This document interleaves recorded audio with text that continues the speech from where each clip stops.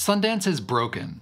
That's the thesis of a fascinating new article by Gilbride and Green. My feelings about the dysfunction of film festivals is well documented at this point, and so I was excited to read others' take on this issue and to see what they proposed. Gilbride and Green essentially say that the Sundance status quo is beginning to become long in the tooth. The festival has lost a lot of its wider social relevance, and the way that they put it on has already started to become outmoded. It's no longer a bastion of exciting, scrappy, independent voices, but instead a week-long destination for corporate partners and fashionable interlopers with absolutely no connection to the film industry who just want to attend parties. And getting into Sundance is no longer the golden ticket to securing a distribution deal, tons of press, and becoming a springboard for your career that it once was. I know people who have played at Sundance and didn't get any distribution offers, struggled to release their films, and found that it's not an ounce easier to get your next movie made,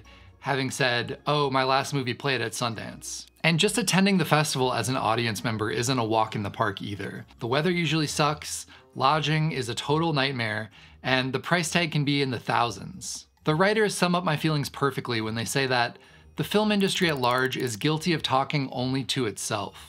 In order to solve this problem, they propose an incredibly ambitious new idea. Take the Sundance Film Festival out of Park City and transform it into a year-round, multi-city roadshow catered to audiences. They say that Sundance would continue to launch in January, but it would no longer be in Park City, but start in Los Angeles, where most of the industry is already located. This launch would be called the Sundance Market rather than Festival, with screenings of only the programmed films that do not have distribution.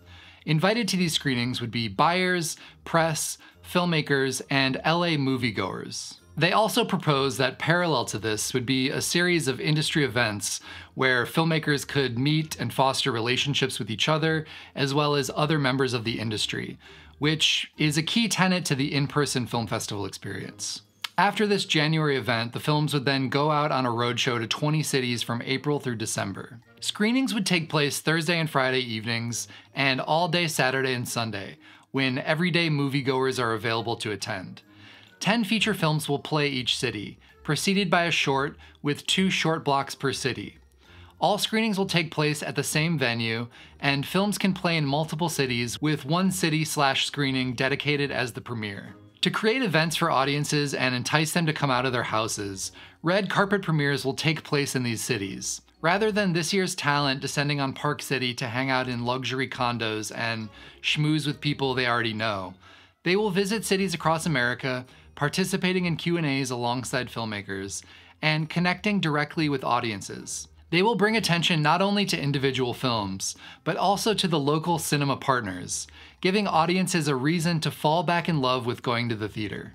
It's a pretty radical pitch, but I personally think that it's really exciting. And it's maybe not as wacky as it sounds, since Deadline already reported that Sundance has been eyeing a relocation from Park City for a while. This reconception of Sundance would accomplish a couple of things. It would refresh an institution that's now 40 years old and starting to show its age. It would reinvigorate the artistic communities in cities across America, helping struggling independent cinemas and giving more attention and resources to local film communities across the board. And most importantly, it would expand the audience for independent cinema. People that previously would have no access to these films would have an accessible, easy, and affordable way to get exposure to new filmmakers, and could help establish new patrons for an industry that could, quite frankly, use all the help that it can get. Back in the heyday of Sundance, the top films at the festival became cultural touchstones and were talked about by people even not in the film industry. But go ask your parents or your non-film friends to name a single movie that's played at Sundance in the last 10 years,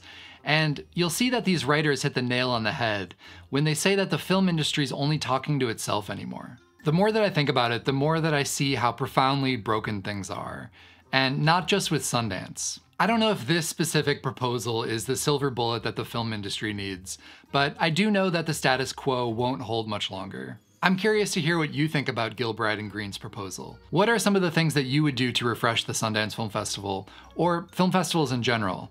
Let me know down in the comments below. As always, I want to thank you for watching this video, and I hope to see you in the next one.